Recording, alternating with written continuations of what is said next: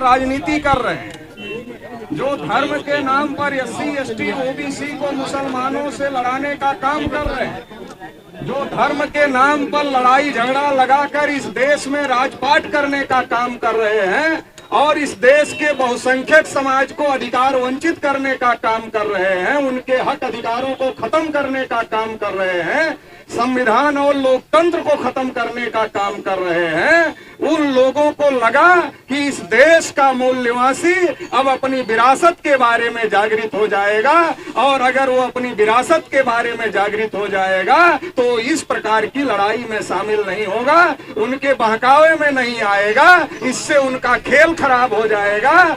इसलिए उन लोगों ने साजिश करने का काम किया और साजिश करके काशी और मथुरा में जो हम लोगों का कार्यक्रम लगाया गया था उस कार्यक्रम को रोकने का काम किया प्रशासन के माध्यम से। और संविधान में बाबा साहब डॉक्टर अंबेडकर ने जो आर्टिकल 19 में जो मौलिक अधिकार दिया हुआ है, सभा सम्मेलन करने का, आंदोलन करने का, प्रदर्शन करने का, बोलने का, सुनने का, व्यक्ति की स्वतंत्रता का, ये जो अधिकार दिया है तो संविधान के आर्टिकल 19 का भी उल्लंघन किया, हमारे मौलिक अधिकारों का भी उल्लंघन किया।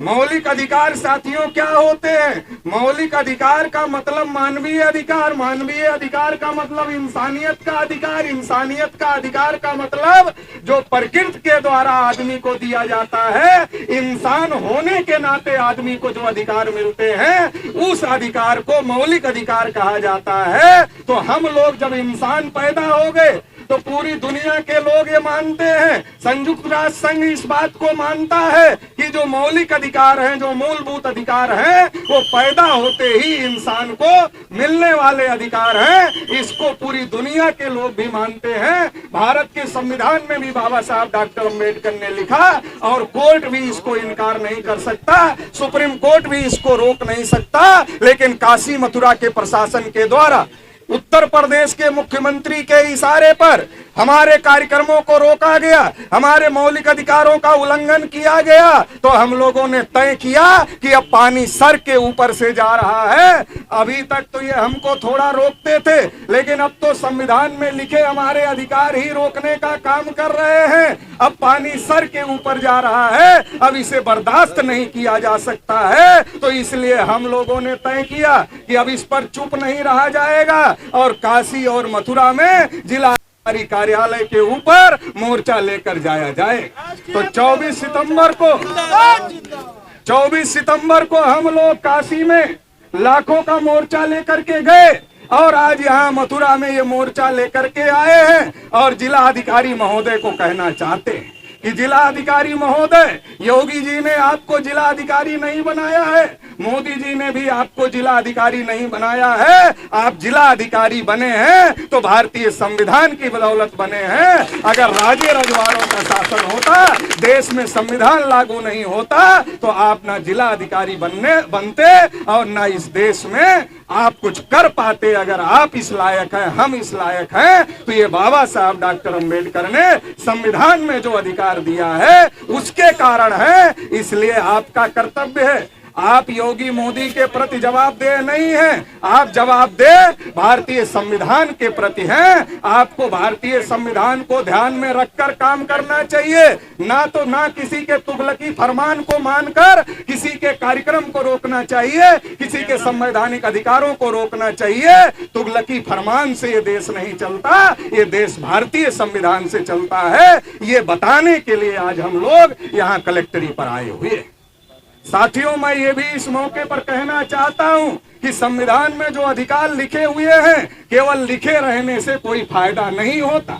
इसलिए बाबा साहब अंबेडकर ने जब संविधान लागू किया तो संविधान सौंपते समय बाबा साहब डॉक्टर अंबेडकर ने कहा, संविधान कितना भी अच्छा हो लेकिन उसको लागू करने वाले लोग अगर अच्छे नहीं होंगे तो संविधान अच्छा साबित नहीं होगा। इसका मतलब ये है लागू करने वाले लोग अच्छे होने चाहिए। वो लागू करने वाले लोग कौन है?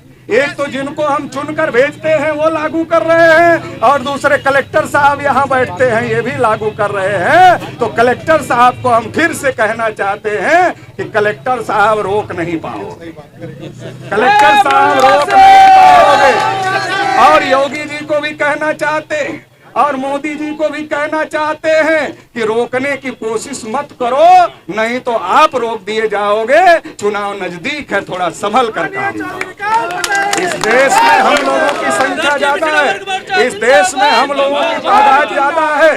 इस देश के मूल निवासियों की आवाज रोकने की औकात किसी में नहीं है, क्योंकि इस आवाज को देने का काम बाबा साहब डॉक्टर अंबेडकर ने भारतीय संविधान में किया हुआ है, इसलिए इसको कोई रोक नहीं सकता है। इसलिए फिर से चेतावनी देना चाहते हैं कि जो कर दिया, आगे ऐसी कोशिश मत करना, नहीं तो अंजाम बुरा होगा।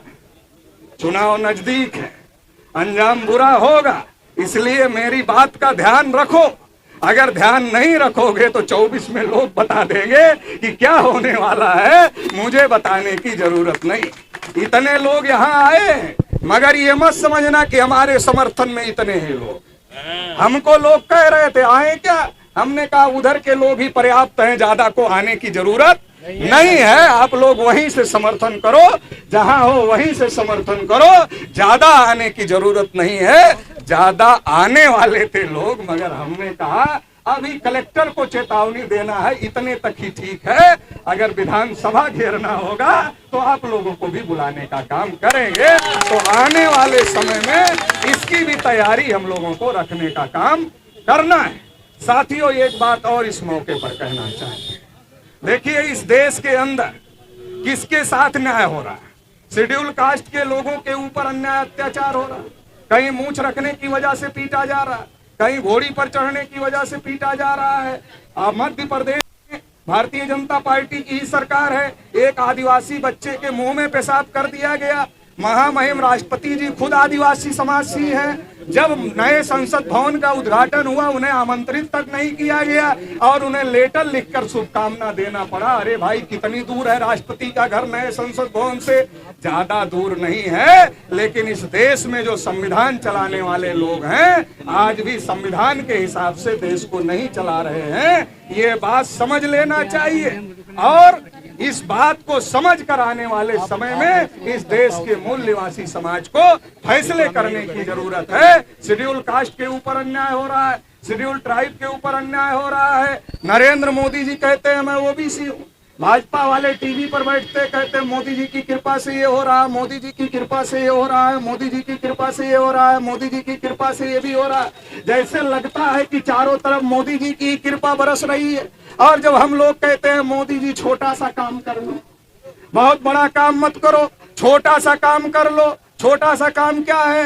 अरे आप तो बहुत दयालु आदमी हो, जंगल में शेर बाघ चीतों की संख्या कम हो जाती है, आप बहुत दुखी हो जाते हो, विदेश जाते हो, विदेश से लेकर आते हो, भारत के जंगलों में छोड़ देते हो। अरे ओबीसी तुम अपने को कहते हो, छोटा सा काम कर लो, ओबीसी की गिनती कर लो, मगर इतनी भी औकात नहीं है। कहते हैं मोहन भागवत मना कर रहे, कैसे कर ले?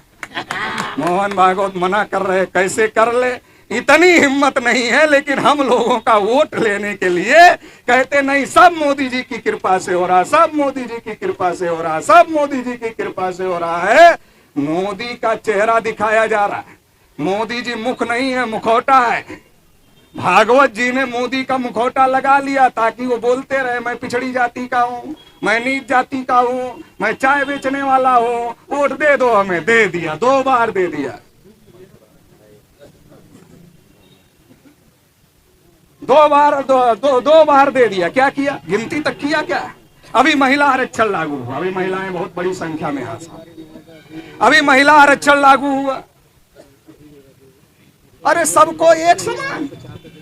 अरे हजारों साल में इस देश में वर्ण व्यवस्था थी, जाति व्यवस्था थी, छुआछूत था, भेदभाव था, ऊंच नीच था, तो सबकी स्थिति अलग अलग है। इसलिए संविधान निर्माताओं ने कहा कि भाई सबको अलग अलग कैटेगरी बनाओ और सबके साथ न्याय मिलना चाहिए, सबको सबका हिस्सा मिलना चाहिए। तो महिला आरक्षण में सब इकट्ठे सबको फायदा हो जाएगा।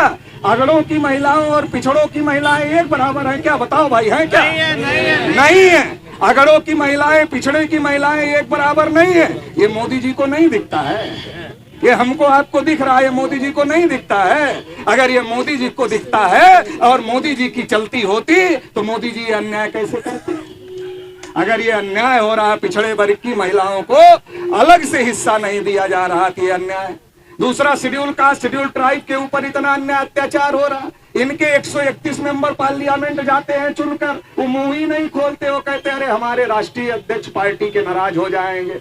अन्याय तो बहुत हो रहा है, कैसे बोले, ये नाराज हो जाएंगे। तो यही तो बाबा साहब कहते थे गांधी जी को, जब गांधी जी ने पुनः पैक्ट किया तो बाबा साहब यही कहते थे कि अरे ये लड़ाकू लोग जाएंगे सेपरेट इलेक्टेड से, और जो आप कह रहे हो ज्वाइंट इलेक्टेड करने का, इससे लड़ाकू लोग नहीं जाएंगे, ये मुंह बधे कुत्ते जाएंगे जो मालिक की मर्जी के बगैर मुंह भी नहीं खोल सकते। बाबा साहब अम्बेडकर ने लिखा अगर इनको जमहाई ना आए तो ये मालिक की मर्जी के बगैर मुंह नहीं खोलते हैं। तो अगर शेड्यूल कास्ट शेड्यूल ट्राइब के रिजर्वेशन से उनको फायदा नहीं हो रहा है तो महिलाओं को ज्वाइंट इलेक्टेड से महिलाओं को कैसे फायदा होगा? इसका मतलब महिलाओं को फायदा नहीं होगा। ब्राह्मणवादियों की ताकत मजबूत करने का मामला 33% महिला आरक्षण को आगे करके किया जा रहा है, इसलिए महिला आरक्षण में भी सेपरेट इलेक्टेड लागू होना चाहिए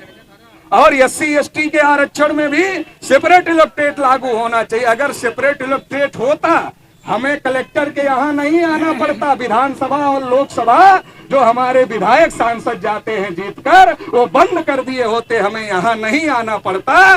लेकिन ये ज्वाइंट इलेक्टेड की वजह से वो मुंह बधे हो गए हैं, तो अब हमें बोलना पड़ रहा है सड़कों पर उतर।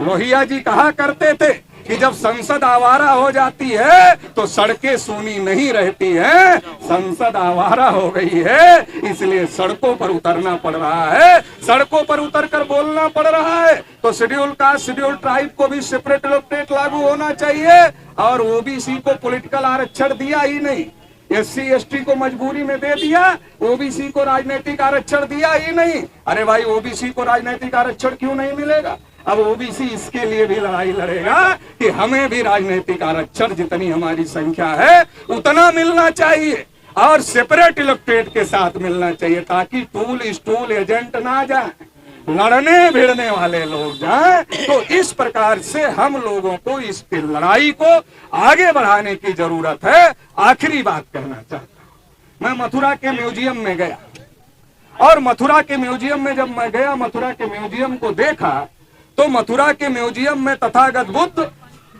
सम्राट अशोक के बहुत सारे अवशेष पड़े हुए और जिनके बारे में यहाँ बड़ा बड़ा दावा किया जा रहा है, उनका तो कुछ भी पूरे म्यूजियम में नहीं दिखा। आप लोग भी गए होंगे, नहीं दिखा, कुछ नहीं दिखा। अरे जिनका है उनका मानने के लिए नहीं तैयार हो, जिनका है नहीं उनका खामखा साबित करने के लिए तैयार हो। मेरा कोई विरोध नहीं है, खोदो, जहां उनका मिले उनका भी निकाल लो, लेकिन जहां हमारा मिला है वहां हमारा दे दो। जहां बुद्धिस्टों के अवशेष है, बौद्ध राजाओं के अवशेष है, तथागत बुद्ध, सम्राट अशोक, राजा प्रसेनजित के बनाए हुए अवशेष है, उसको सौंपने का काम करो। मगर ये उस पर कब्जा करना चाहते हैं तो राष्ट्रीय पिछड़ा वर्ग मोर्चा की तरफ से ये ऐलान कर रहा हूं, किसी भी स्थिति में किसी भी परिस्थिति में कब्जा नहीं करने दिया जाएगा और इसके खिलाफ देश भर में जन आंदोलन चलाया जाएगा। कभी सोने की चिड़िया कहा जाता था, कभी विश्वगुरु कहा जाता था, तक्षशिला, नालंदा, विक्रमशिला जैसी यूनिवर्सिटियां भारत में होती थी, पूरी दुनिया के लोग भारत में पढ़ने के लिए आते थे, गर्व और गौरव महसूस करने का काम करते थे। आज जब 100 यूनिवर्सिटियों की लिस्ट बनती है, 200 यूनिवर्सिटियों की लिस्ट बनती है, 300 यूनिवर्सिटियों की लिस्ट बनती है, पता चलता भारत का कोई ही नहीं। तो जब पूछो कि क्या है, कहते अब तो मोदी जी विश्वगुरु हो गए, अब यूनिवर्सिटी बनाने की क्या जरूरत है, अब सब मोदी जी से पढ़ लो, ये भाजपा वालों का कहना है। तो साथियों समझना पड़ेगा देश का कितना पतन हो गया। इस देश को जब हमारे पूर्वज चलाते थे तब भारत विश्वगुरु था, भारत सोने की चिड़िया था, और जब आज इन लोगों के हाथ में चला आया तो ये भारत विश्व बैंक के सामने कटोरा लेकर खड़ा है और ये सोने चांदी के चम्मच में लोगों को खिलाते घूम रहे हैं। तो साथियों इस देश की बागडोर भी इस देश के मूल्यवासियों को अपने हाथ में लेनी होगी। साथियों महोदय हम लोगों के बीच में आ गए हैं तो ज्यादा लंबी बात हम लोग नहीं करेंगे, हम लोग ज्ञापन सौंपना चाहते हैं।